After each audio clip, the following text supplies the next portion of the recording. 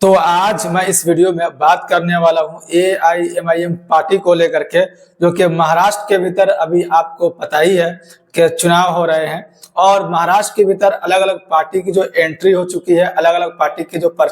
Star प्रचारक के जो बड़े बड़े नेता जिनका लिस्ट आया सामने, उसके बीच जो है अलग अलग नेता अभी महाराष्ट्र के भीतर जा चुके हैं। और हम इस वीडियो में खास तौर से हम बात करने वाले हैं AIMIM पार्टी को लेकर के, क्योंकि महाराष्ट्र के भीतर एक थर्ड फ्रंट की अगर बात करते हैं तो एक बड़े रूप में AIMIM पार्टी ने अपना कैंडिडेट देने का काम किया है महाराष्ट्र विधानसभा के भीतर। लगभग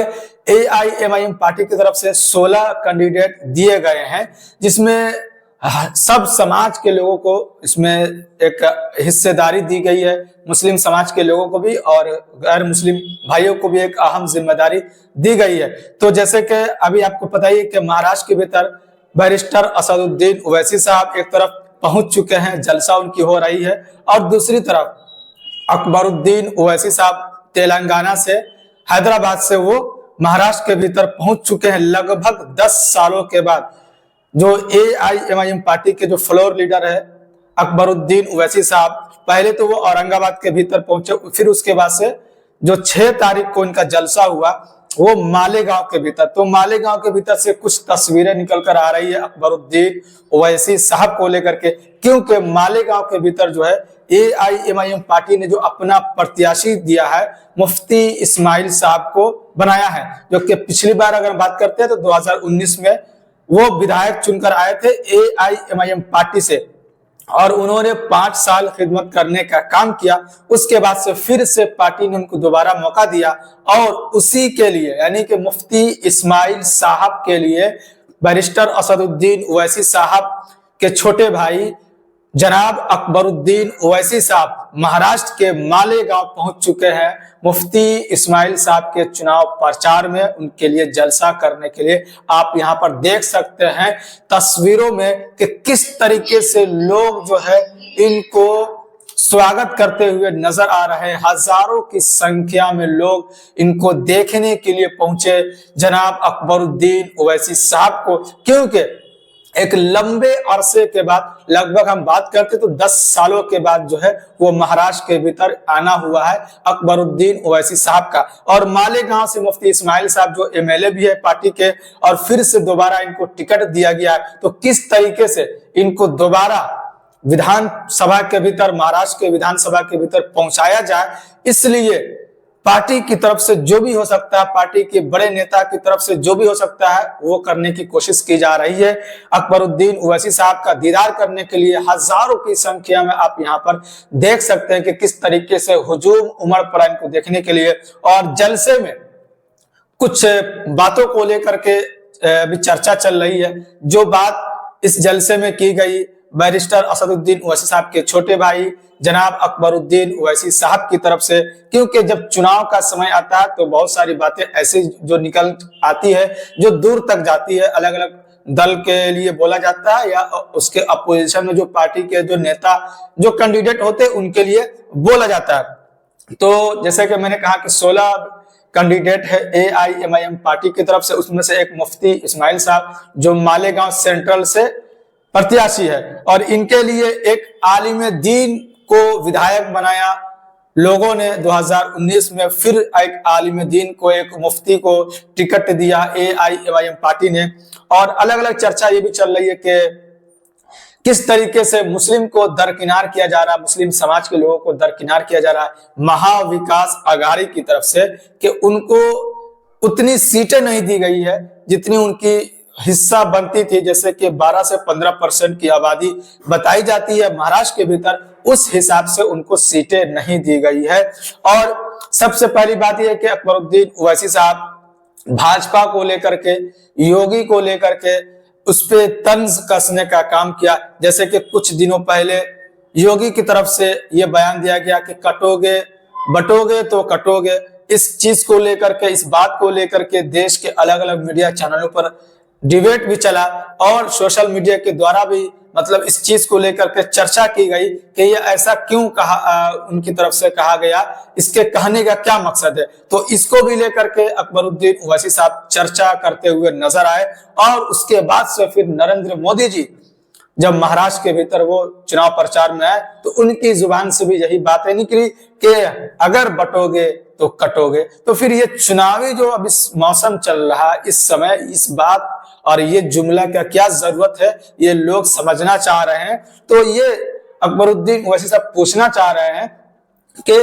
सीएम जो योगी है उनको ये बात कहने की क्या जरूरत है और इस बात को कहने की इसके पीछे क्या मंशा है। दूसरी बात की अगर हम बात करते हैं तो बैरिस्टर असदुद्दीन ओवैसी साहब के छोटे भाई अकबरुद्दीन ओवैसी साहब कहते हैं कि हम किसी धर्म के खिलाफ नहीं है, हम हिंदू भाई के भी साथ है, मुस्लिम भाई के भी साथ है, हम बस इतना चाहते हैं कि सबकी हिस्सेदारी होनी चाहिए। जैसे अकलियत समाज जो मुस्लिम माइनॉरिटी जो हमारे भारत के भीतर अगर हम बात करते हैं तो माइनॉरिटी में मुस्लिम समाज के लोग आते हैं, तो इनको भी अपनी हिस्सेदारी मिलनी चाहिए, चाहे वो लोकसभा के भीतर हो, चाहे वो किसी भी राज्य में हो, तो विधानसभा के चुनाव में हो। लेकिन उनको दिया नहीं जाता, उनको राजनीतिक तौर पे उनको पीछे धीरे धीरे करते हुए आजकल देखा जा रहा है। अलग अलग पार्टी की तरफ से जो सेकुलर पार्टी आजकल कहती हुई नजर आती है,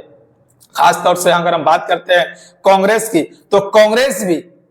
अपने आइडियोलॉजी से पीछे हटती हुई नजर आ रही है।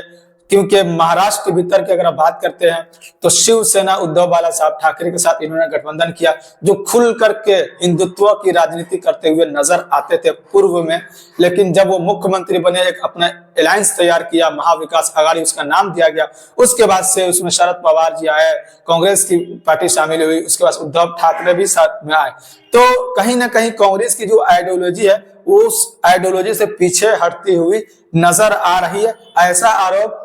अकबरुद्दीन ओवैसी साहब की तरफ से लगाया गया। और एक ऐसी जमात, पहली जमात है जो अपने जलसे के भीतर मतलब नौजवानों से, खासतौर से मुस्लिम समाज के लोगों से अपील करते हुए नजर आते हैं कि आप अपने मजहब को बचाइए, नमाज पढ़िए, कुरान पढ़िए, हदीस पढ़िए। तो ये बहुत ही मतलब सुनने में अच्छा लगता है कि एक ऐसी जमात जो हम लोगों को या मुस्लिम समाज के जो नौजवान खासतौर से उनको हमेशा, चाहे वो बैरिस्टर असदुद्दीन ओवैसी साहब हो, चाहे वो अकबरुद्दीन ओवैसी साहब हो, जब भी इनका जलसा होता है, प्रोग्राम होता है, तो इनके भीतर हमेशा कहते हुए नजर आते हैं कि आप जब तक नमाज को कायम नहीं करेंगे, जब तक आपके अंदर सुकून पैदा नहीं होगा। क्यों? क्योंकि आपने देखा होगा कि बहुत अभी वक्त अमेंडमेंट बिल पेश किया गया, इसको भी लेकर इस जलसे के भीतर बात की गई। 2024 के भीतर जब मोदी की तीसरी बार सरकार बनी सेंट्रल में, तो वक्फ अमेंडमेंट बिल पेश किया गया। तो इसको लेकर के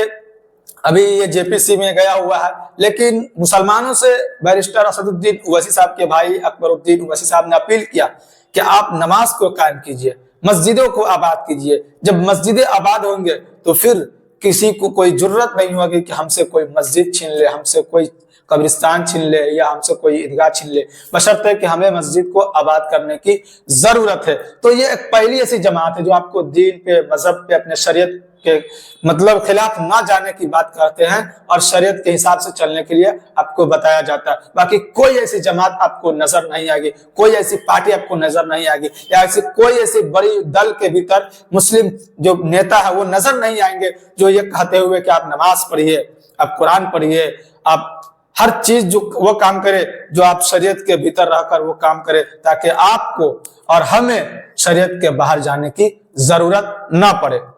अगर हम अगले पॉइंट की बात करते हैं तो अकबरुद्दीन ओवैसी साहब मालेगांव से लोगों से अपील किया कि आप इस बार भी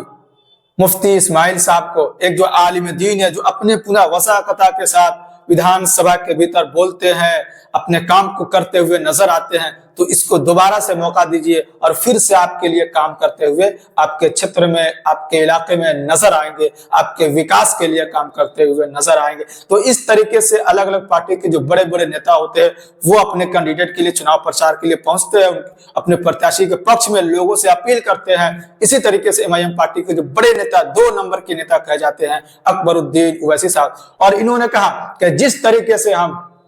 तेलंगाना के भीतर सरकारी फंड से हर मस्जिद में इमाम और मुअज्जिन के लिए 5,000 रुपया देने का काम किया, मतलब सरकार से दिलाने का काम किया और सरकार दे भी रही है। तो इस तरीके से अगर आप अच्छे खासे हमारे कैंडिडेट को कामयाब करते हैं तो वो दिन दूर नहीं कि महाराष्ट्र के भीतर भी हर मस्जिद में इमाम और मुअज्जिन को महाना दिया जाएगा सरकार की तरफ से 5,000 या जितना भी होगा तय किया जाएगा। तेलंगाना के भीतर 5,000 रुपया मुअज्जिन और इमाम को दिया जाता है। तो ये हमने करके दिखाया है। तेलंगाना के भीतर हमारी ताकत है और हमारी जमात की ताकत है, तो हमने ये कर दिखाया है। अगर आप चाहते हैं कि महाराष्ट्र के भीतर भी हो तो फिर आप हमारी प्रत्याशी जो हमारी पार्टी की तरफ से उनको आप मजबूत कीजिए, उनको जिताकर विधानसभा के भीतर पहुंचिए और मुफ्ती इस्माइल साहब के हाथों को मजबूत कीजिए, बैरिस्टर असदुद्दीन ओवैसी साहब के हाथों को मजबूत कीजिए। और उसके बाद से पिछली बार की अगर हम बात करते हैं, मुफ्ती इस्माइल साहब 2019 में लगभग 38,000 वोटों के मार्जिन से जीतकर विधानसभा पहुंचे थे। तो AIMIM पार्टी के जो प्रत्याशी इस बार है, 2019 में वो विधायक थे, इस बार भी विधायक है, दोबारा उनको टिकट दिया गया है, तो अच्छा खासे मार्जिन था। तो इसको बढ़ाने की भी अपील की गई कि आप अगर वोट दे तो इसको 38 से आप जितना ज्यादा मार्जिन कर सकते उतना ज्यादा मार्जिन कीजिए, ताकि अच्छा रहे और लोगों को ये पता चले कि MIM पार्टी जो है वो काम की बदौलत जीत कर आती है। क्योंकि दोबारा जीतने का मतलब है कि लोगों को उसको खुश करने का काम किया है, यानी जो भी यहाँ के विधायक हैं उन्होंने लोगों के हित के लिए काम करते हुए नजर आए, इसलिए लोग इनको दोबारा से विधानसभा के भीतर पहुंचाने के लिए इनको लोग मजबूर हो गए कि हम इनको दोबारा से विधानसभा के भीतर पहुंचाए। तो जैसे कि मैंने कहा कि मजलिस एक ऐसी पार्टी है जो बेबाक होकर उनके जो नेता है वो बोलते हुए नजर आते हैं। जिस तरीके से बैरिस्टर असदुद्दीन ओवैसी साहब चाहे वक्फ के जो बिल पेश किया गया उनको लेकर के, चाहे हमारे गुस्ताखे रसूल को लेकर के, जो महाराष्ट्र के भीतर रामगिरी महाराज के द्वारा जो गुस्ताखी कही गई हमारे नबी की शान में, उनको लेकर के इम्तियाज जलील ने किस तरीके से अपना रैली निकालने का काम किया औरंगाबाद से मुंबई तक, और किसी ने खुल करके सड़कों पर अगर आने का काम किया तो वो जमात थी। वो कौन जमात? AIMIM party, all India Muslim. तो ऑल इंडिया मजलिस इत्तेहादुल मुस्लिमीन जो है और बैरिस्टर असदुद्दीन ओवैसी साहब ने खुल करके इस विरोध किया कि इनका गिरफ्तारी क्यों नहीं किया जा रहा, इनको जेल के अंदर क्यों नहीं डाला जा रहा, इनको सुरक्षा क्यों मुहैया कराया जा रहा। कोई हमारे नबी की शान में गुस्ताखी कर दे और उनकी सुरक्षा पे सुरक्षा दी जा रही है। तो ये सब कब खत्म होगा? जब आपके पावर आपके पास होगी, आपके पास 10, 7, 12 विधायक होंगे तो एकजुट वो नजर आएंगे, एक मुश्त नजर आएंगे, तब भी आपके हित के लिए कोई काम हो सकता है। तो कुल मिलाकर अगर हम बात करते हैं तो ये जलसा मालेगांव के भीतर किया गया। पिछली जलसा की अगर बात करते तो जो इम्तियाज जलील साहब और नासिर सिद्दीकी साहब के लिए औरंगाबाद के भीतर किया गया। तो महाराष्ट्र के भीतर अभी कई ऐसे दौरे आपको देखने को मिलेंगे बड़े बड़े नेताओं के, जो अपने प्रत्याशी के पक्ष में वोट मांगते हुए नजर आएंगे। तो इसी में से एक खबर निकल कर आई अकबरुद्दीन ओवैसी साहब को, क्योंकि जहां भी जाते हैं विवादों में घिर जाते हैं 15 मिनट को लेकर के। अभी कल के वीडियो की बात करते हैं, औरंगाबाद में स्टेज से इन्होंने कहा कि अभी 15 मिनट बाकी है,